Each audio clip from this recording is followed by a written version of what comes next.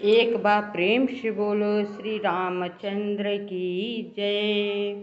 भक्त वत्सल श्री हनुमान जी की जय। श्री रामचरितमानस। श्री रामचरितमानस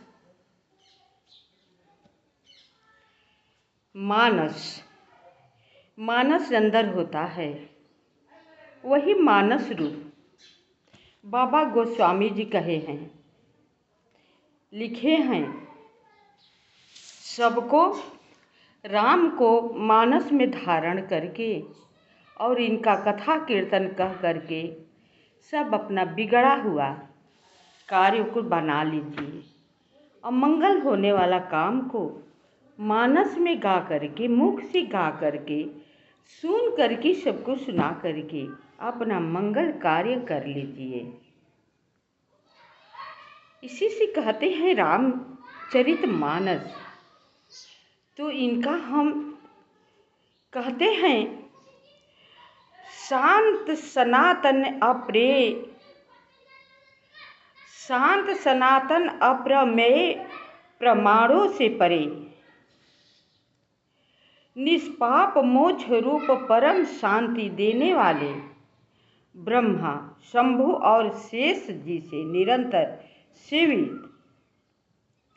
वेदांत के द्वारा जानने योग्य सर्वव्यापक देवताओं में सबसे शंभु और शेष जी से बड़े माया से मनुष्य रूप में दिखने वाले, समस्त पापों के हरने वाले, करुणा की खान, रघुकुल में श्रेष्ठ तथा राजाओं के शिरोमणि राम कहलाने वाले जगदीश्वर की मैं वंदना करता हूँ। राजाओं में श्रेष्ठ, रघुकुल में श्रेष्ठ कहलाने वाले, जो कि माया इनके बस में है, शंकर जी इनके बस में हैं, सब इनके बस में हैं। वही विष्णु रूप जो हैं, आज मनुष्य रूप में अवतार ले करके मनुष्य की तरह सबको मनोकामना पूर्ण करने के लिए अवतार ले चुके हैं।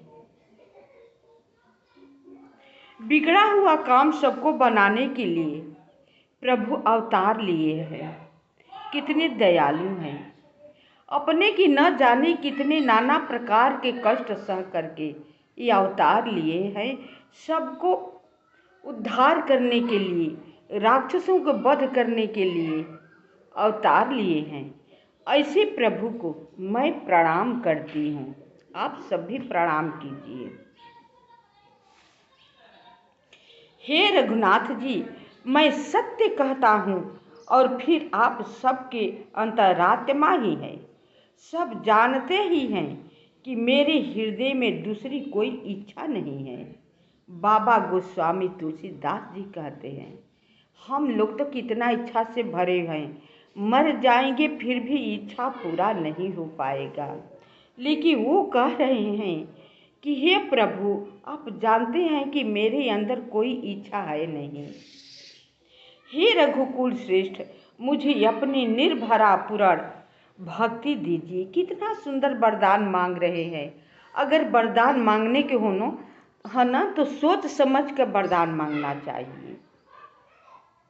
भक्ति ऐसी चीज़ है, आप भक्ति मांग लेंगे किसी के ना, या आपको भक्ति मिल गई ना, तो भक्ति ऐसी चीज़ है कि उस भक्ति में क्या चीज़ नहीं है। आपकी धन दौलत सब, मतलब जितना दुनिया का संपदाएं हैं वो भक्ति में समाहित है। आपको एक भक्ति मांगने से मिल जाएगा। लेकिन यही मनुष्य जो है समझ नहीं पाता है, समझता है कि भक्ति अलग है, मोक्ष अलग है, धन दौलत संपदा सब अलग है। ये अलग के चक्कर में जो मांगना चाहिए वो छोड़ करके माया मांग लेता है, जो कि माया नश्वर चीज है। मेरे मन को काम आदि दोषों से रहित कीजिए। देखिए बाबा गोस्वामी तुलसीदास जी कितना अच्छा बात कह रहे हैं। ये कह रहे हैं कि जो मेरे मन में, अंदर आत्मा में काम वासना बसा है, इच्छा है, उसको आप नष्ट कर दीजिए। ये न मेरे मन में हो लालसा अभिलाषा कि मुझे ये चीज़ चाहिए, नहीं, मुझे कोई नहीं चाहिए। जो सही चाहिए वो आप चाहिए, आपकी भक्ति चाहिए। अतुलित बल के धाम, सोने के पर्वत, सुमेरु के समान कांति युक्त शरीर वाले दैत्य रूपी वन को ध्वंस करने के लिए अग्नि रूप ज्ञानियों में अग्रगण्य संपूर्ण गुणों के निधान वानरों के स्वामी श्री रघुनाथ जी के प्रिय भक्त पवन पुत्र श्री हनुमान जी को मैं प्रणाम करता हूँ। सुमेरु पर्वत सोने का था, हमेशा लकलक लकलक करता रहता था। बहुत जब सोने आए तो उसमें बहुत प्रकाश था। उसी तरह सोने के शरीर जैसा हनुमान जी का शरीर है। बल जो है पर्वत से अधिक उनके पास बल है, अतुलित बल है। बल का कोई सीमा नहीं है कि इतना बल है, अतुलित बल है। दैत्य रूपी, दैत्य को ध्वंस करने वाले अग्नि रूप ज्ञानियों में अग्रगण्य संपूर्ण गुणों की निधान है। जितना गुण हो वो अलग नहीं है, हनुमान जी में है। अतुलित बलधामा गुणों की निधान, वानरों के स्वामी श्री रघुनाथ जी प्रिय भक्त पवन पुत्र श्री हनुमान जी को मैं प्रणाम करता हूँ। जामवंत के बचन सुहाए, सुनि हनुमंत हृदय अति भाई। तब लगी मोहि परिखे हूँ तुम भाई, सही दुख कंद मूल फल खाई। कह रहे हैं जम्बवान के सुंदर वचन सुनकर हनुमान जी के हृदय को बहुत ही अच्छा लगा। वे बोले, हे भाई, तुम लोग दुख सहकर कंदमूल फल खाकर तब तक मेरी राह देखना। हनुमान जी जामवान से कह रहे हैं कि बहुत सुख दुख हम लोग सीता जी के पता लगाते लगाते दुख सहे हैं, फिर भी थोड़े दिन और कंदमूल फल खा करके दुख सह करके मेरी राह देखते रहना। जब लगी आओ सीता ही देखी, हो यही काज मोहि हरस विशेषी। यह कही नाई सबनि कहु माथा, चले हरसि ये धरि रघुनाथा। यह बात कह रहे हनुमान जी जाम्बवान से कि मेरे मन में बहुत हर्ष हो रहा है, काम अवश्य पूरा होगा, हम सीता जी के अवश्य पता लगाएंगे। मेरा मन का कह रहा है, मन में अंतर एक मन ऊपर मन होता है, अंदर आत्मा में एक आत्मा बोलता है। तो जो अंदर से आत्मा का आवाज़ होता है, हर्ष होता है, उत्पन्न होता है ना, तो मान लीजिए कि मेरा काम सफल होगा, अवश्य होगा। वही हनुमान जी के साथ हो रहा है। तो हनुमान जी सबको आश्वासन दे करके चल रहे हैं, कह रहे हैं कि जब तक मैं लौट कर न आऊं तब तक से तुम मेरा राह देखते रहना। जब लगी आओ सीता ही देखी, हो यही काज मोहि हरस विशेषी। यह कह नाई सबन कहूँ माथा, चले हरसि ये धरि रघुनाथा। ये सबको समझा बुझा करके हनुमान जी सबको सिर नवा करके और फिर प्रभु श्री राम जी को प्रणाम करके चले। सिंधु तीर एक भूधर सुंदर, कौतुक कूद चढ़े उताऊ परे। बार बार रघुबीर संभारी, तर के पवन तनय बल भारी। समुद्र के तीर पर एक सुंदर पर्वत था। तीर पर बहुत एक सुंदर पर्वत था। हनुमान जी खेल ही में अनायास ही कूदकर उसके ऊपर जा खड़े हुए और बार बार श्री रघुवीर का स्मरण करके अत्यंत बलवान हनुमान जी उस पर से बड़े वेग से उछले उसी पर्वत से। ऐसे नहीं कि नीचे तीर पर से है और समुद्र पर अपना उड़ने लगे, नहीं, कूद में ऊपर पहले पर्वत पर चढ़े खेल ही खेल में, और ऊपर चढ़ करके फिर श्री रघुनाथ जी को उन्होंने स्मरण किया। तब छलांग लगाए, बहुत वेग से छलांग लगाए। जहि गिरि चरण देई हनुमंता, चलो सगा पाताल तुरंता। जिमि अमोघ रघुपति कर बाना, यही भांति चले हनुमाना। जिस पर्वत पर हनुमान जी पैर रख कर चले, जो पर्वत पहले शुरुआत में रख कर चले, जिस पर से वे उछले, वह पर्वत ही पाताल में धंस गया। बताइए कितना बल था हनुमान जी में। था लगाना आसान बात नहीं है। वो पर्वत उनका वजन से, उनका भार बोझ से तुरंत धंसकर नीचे चला गया। जैसे रघुनाथ जी का अमोघ बाण चलता है, उसी तरह हनुमान जी चले। अमोघ बाण सब बाणों में श्रेष्ठ है। ऐसा वो तीव्र गति से चलता है कि न छोड़ते देरी और न वो बाण के निकलकर उसके पास, जिसके पास वो भेज रहे हैं, जात देरी। उसी तरह अमोघ बाण की तरह हनुमान जी के वेग था, चले।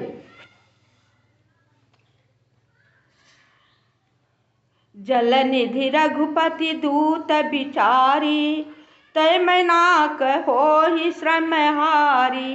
अब जाते हैं तो समुद्र देख रहे हैं, समुद्र जी कि राम जी के दूत हनुमान जी आ रहे हैं। तो मैनाक पर्वत नीचे समुद्र में छिप कर बैठा हुआ था। तो समुद्र ने मैनाक पर्वत से कहा कि हे मैनाक, राम जी का दूत राम जी का कार्य करने के लिए लंका में जा रहे हैं। ऐसा करो कि तुम ऊपर निकल जाओ, अब मार्ग में खड़े हो जाओ। जिस मार्ग से हनुमान जी आ रहे हैं, मार्ग में खड़े हो जाओ, ताकि तुम पर हनुमान जी विश्राम कर लेंगे। क्योंकि राजा दशरथ के तुम्हारे ऊपर ऋण है। इसका कथा है, पहले पर्वतों का पंख हुआ करता था। पंख उड़कर जहाँ, वो पंख के द्वारा पर्वत जहाँ मर्जी होता था उड़कर चले जाते थे। पंख से हर पर्वत उड़ा करते थे, और जहाँ मर्जी वहाँ पर्वत खड़े हो जाते थे। तो ये भी बात अच्छा नहीं है कि जहाँ मर्जी तुम खड़ा हो जाओ, पर्वत खड़ा हो जा। अब जैसे गांव घर में सब पर्वत हो जाओगे तो दिक्कत है ना। पर्वत के यहाँ शोभा देता है, हर जगह पर्वत हो जा तो ये अच्छा नहीं होता है। तो ये देवताओं लोग का अच्छा नहीं लगा।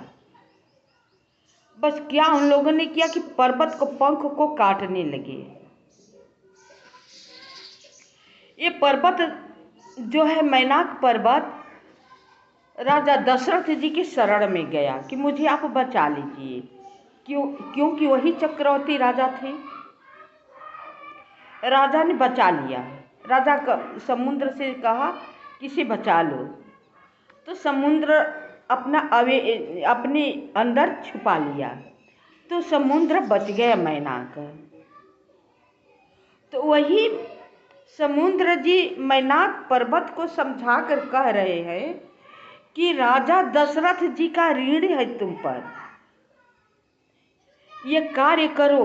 ये अवसर आया है कि उनका दूत जो है लंका में जा रहे हैं सीता जी को पता लगाने के लिए, उसमें तुम सहायता नहीं कर सकते हो, तो हनुमान जी के विश्राम करने के लिए तुम समुद्र से निकलकर मार्ग में खड़े हो जाओ, ताकि वो थकावट है तुम पर थोड़ा सा रुक करके विश्राम कर लेंगे। ये बात सुन करके मैनाक पर्वत ऊपर आ गए और बोले हनुमान जी से कि हे हनुमान जी, मैं आपको आग्रह करके प्रेम पूर्वक मैं कह रहा हूँ कि थोड़ा आप आ रहे हैं बहुत दूर से, थोड़ा इस पर मेरे ऊपर खड़े होकर के विश्राम कर लीजिए। विश्राम करके तब आप चले जाइएगा, क्योंकि समुद्र में अगर आप थक भी जाओगे तो विश्राम करने का जगह तो है नहीं, चारों तरफ जल ही जल है। आप लोग भी समुद्र देखे होंगे, जिधर देखिए उधर जल, मतलब उस पार का पाठ तो दिखाई ही नहीं देता है, केवल जल ही दिखाई देता है और उमड़ता हुआ उसमें आवाज़ हा हा का आता हुआ और लहरें अपने ऊपर ऊपर आता, आप सब देखेंगे। तो इसी से समुद्र ने कहा कि हे हनुमान जी, आप मेरे ऊपर विश्राम कर लीजिए, और इसके आगे आप जाएंगे विश्राम करना चाहेंगे, थकेंगे तब विश्राम कहीं नहीं कर पाएंगे। अब हनुमान जी क्या कहते हैं कि राम काज किए बिनु मोहे कहाँ विश्राम। मैनाक पर्वत को अपने हाथों से स्पर्श करके उन्होंने प्रणाम किया। हनुमान जी देखिए, इतना बल रहते हुए, सब कुछ रहते, लेकिन सबका आदर मान सम्मान किए हैं, अपने हाथों से उन्हें स्पर्श करके और मैनाक पर्वत को प्रेम पूर्वक प्रणाम किए। आ कहे कि मुझे जाने दो, राम काज किए बिनु मोहे कहाँ विश्राम। हमें राम काज किए बिना मोहे कहीं विश्राम नहीं है, मुझे जाने दीजिए, मैं विश्राम नहीं करूँगा। हनुमान जी आगे बढ़ जाते हैं। जब ये देवता सब देखे कि हनुमान जी कहीं ठहर नहीं रहे हैं, विश्राम नहीं कर रहे हैं, लंका पर जा रहे हैं, क्या जा लंका पार कर पाएंगे? उनका बल का था पाने के लिए सर्पों की माता, उनका नाम था सुरसा, सर्पों के माता को बुलाया और बुला करके सब देवता लोग ने कहा, जाओ, हनुमान जी समुद्र पार करके लंका में जा रहे हैं, उनका तुम परीक्षा लो, उनका बल का परीक्षा लो, देखते हैं कि समुद्र पार होते हैं कि नहीं होते हैं। आ गई सुरसा, समुद्र में से निकलिए, ठहाका मारते हुए, हा हा करते हुए आ गई। बोले कि मुझसे तुम बचकर कहाँ जाओगे, तुम नहीं बच सकते हो। बहुत दिनों बाद देवताओं ने मुझे भोजन दिया है, आज बहुत दिनों से मैं भूखी हूँ, आज भोजन खा करके मैं तृप्त हो जाऊंगी, तुम्हें जाने नहीं दूंगी। जानते हैं आप सब, वहाँ पर हनुमान जी विनय पूर्वक हाथ जोड़ करके कहते हैं, ये माता मुझे जाने दो, मैं राम कार्य करने के लिए जा रहा हूँ। जब उधर से सीता जी को खबर लगा करके, अच्छी तरह से पता लगा करके और राम जी के संदेश दे करके मैं अपने आप आपके मुख में आ जाऊंगा, मुझे खा लेना, अपना क्षुधा तृप्त कर लेना।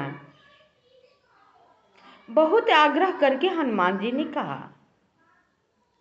सुरसा हनुमान जी के बातों में न आई, कहीं नहीं, मुझे मेरे सामने भोजन आया है, इस भोजन को मैं नहीं ठुकराऊंगी, तुम्हारे बातों में मैं आने वाली नहीं हूँ।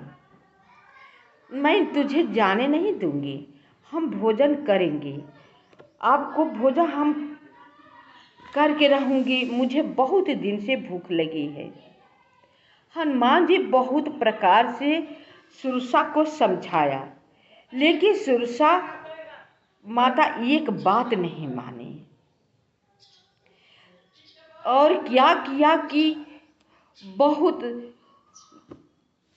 16 योजन के उसने मुख फैलाया।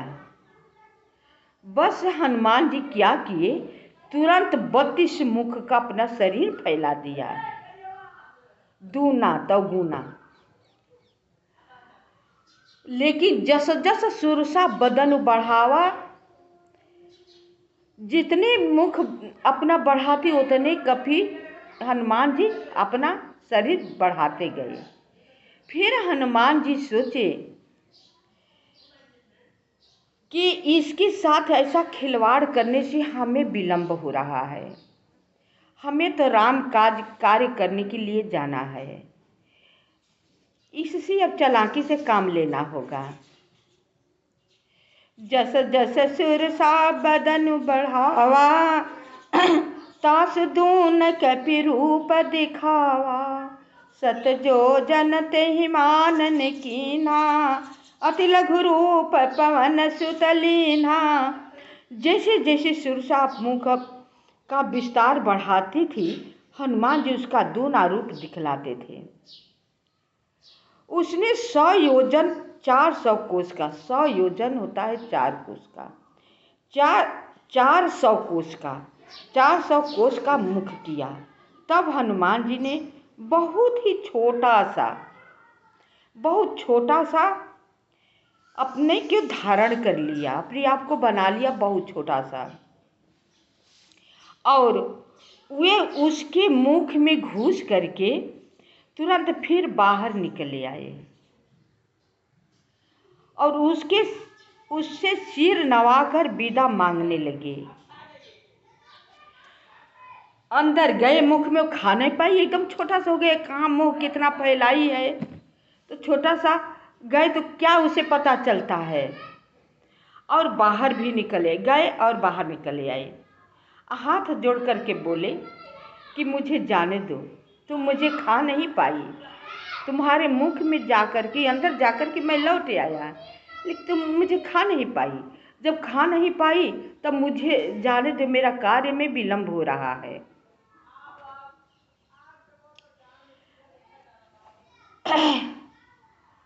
तो विदा मांगने लगे। तो अब उसने कहा, मैंने तुम्हारे बल बुद्धि का भेद पा लिया, जिसके लिए देवताओं ने मुझे भेजा था। तब सुरसा कही, हे बेटा हनुमान, मैं तुम्हें खाने के लिए नहीं आई थी।